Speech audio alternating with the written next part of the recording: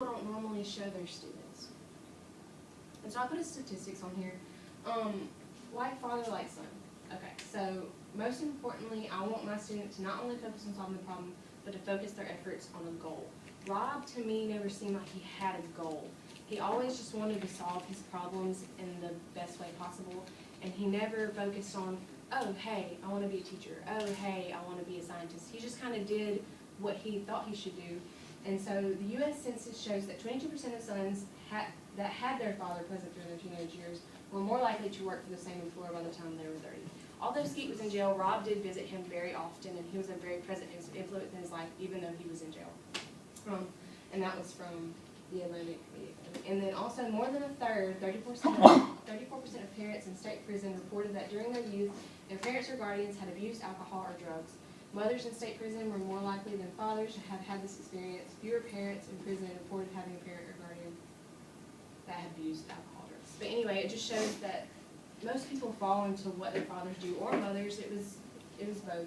But it's important to have a goal and not always do exactly, help them find their own goal. Okay, and so, how can I use Rob's story to unify diversity?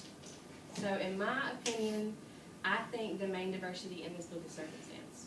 We are all born into our own circumstance. Me, Catherine, everybody. And so, I couldn't think anymore.